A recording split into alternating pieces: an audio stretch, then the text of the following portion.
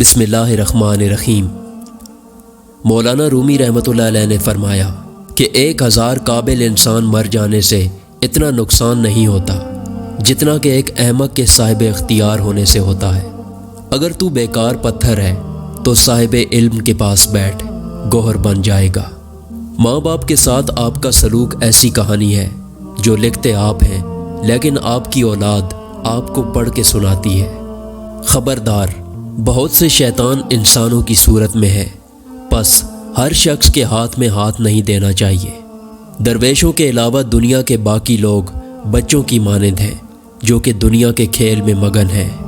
اس دنیا میں کوئی خزانہ سانپ کے بغیر، کوئی پھول کانٹے کے بغیر اور کوئی خوشی غم کے بغیر نہیں ہے۔ حضرت جبرائیل علیہ السلام کی طاقت خوراک کی وجہ سے نہیں بلکہ اللہ تعالیٰ کے دیدار کی وجہ سے ہے۔ اپنی آواز کے بجائے اپنے دلائل کو بلند کیجیے۔ پھول بادل کے گرجنے سے نہیں بلکہ برسنے سے اگتے ہیں۔ اگر آپ کو ہر مادی چیز کی قیمت معلوم ہے مگر اپنی قدر معلوم نہیں تو اس سے بڑی کیا بے وقوفی ہوگی۔ خدا تک پہنچنے کے بہت سے راستے ہیں لیکن میں نے خدا کا پسندیدہ راستہ مخلوق سے محبت چنا۔ تمہاری اصل ہستی تمہاری سوچ ہے، باقی تو صرف ہڈیاں اور خالی گوشت ہے۔ اگر میرا علم مجھے انسان سے محبت کرنا نہیں سکھاتا تو ایک جاہل مجھ سے 1000 درجے بہتر ہے۔ انسان اپنے اندر چھپی ہوئی نفسانی خواہش کی وجہ سے برے لوگوں سے مغلوب ہو جاتا ہے۔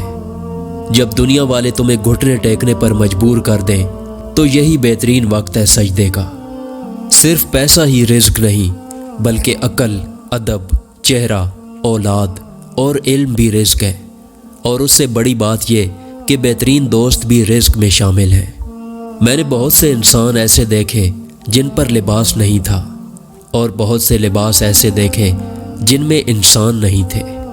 عقل کو خواہش پر فضیلت حاصل ہے کیونکہ عقل زمانے کو تمہارے ہاتھوں میں دے دیتی ہے جبکہ خواہشیں تمہیں زمانے کا غلام بنا دیتی ہیں۔